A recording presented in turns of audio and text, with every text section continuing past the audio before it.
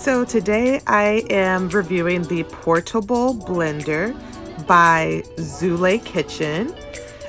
This thing is awesome. It's rechargeable, so it's made for you to take it on the go. If I was still working in an office and not at home, I would definitely take this with me to work every day to make my own personal smoothies.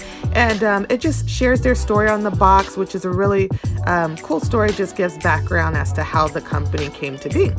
So what I did was I went and purchased a cup of ice from Sonic because it is recommended to use crushed ice as opposed to whole ice cube blocks.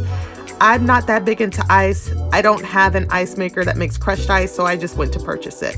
And then it also recommends that you use filtered water. So although I do have filtered water that comes out of my fridge, I just got a bottle of bottled water.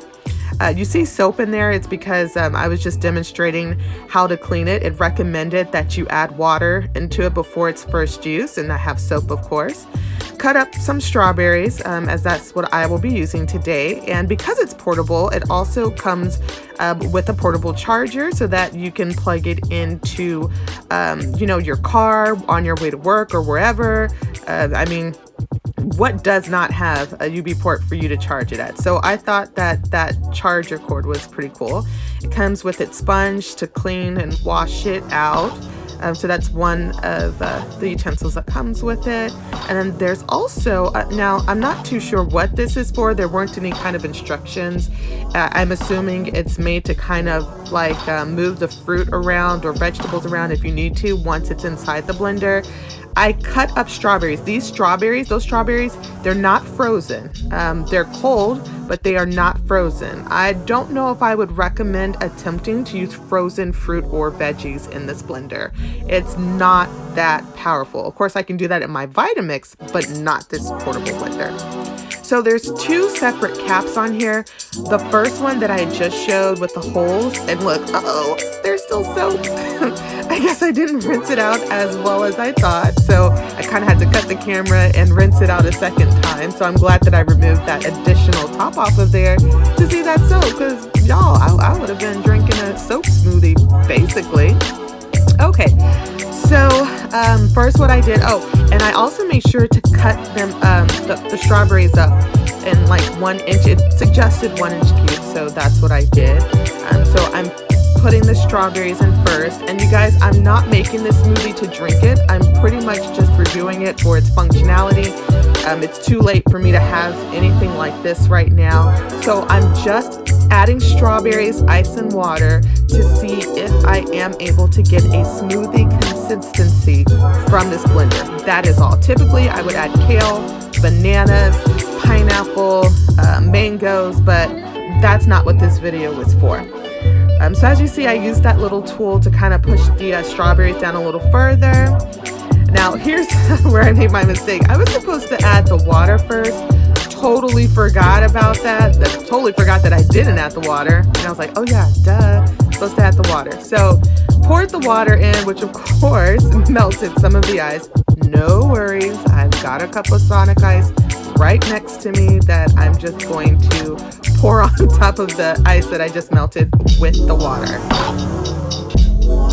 There we go, easy fix. Once again, do not use ice cubes. Please just use crushed ice. Got to keep that in mind.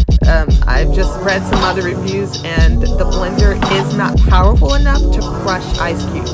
It also suggested flipping it upside down, and I guess that's just to make sure that the water does get down to the blade so that it blends evenly and correctly.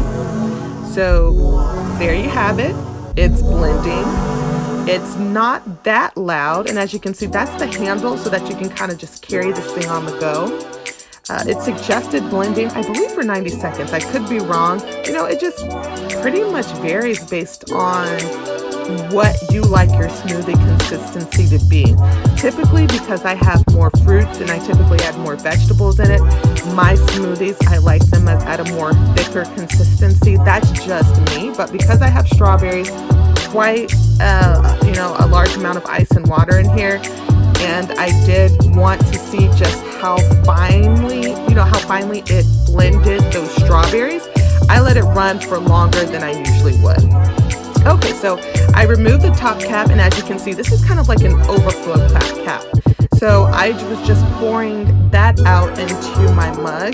So that way, when I removed that bottom cap, I didn't have that spillage.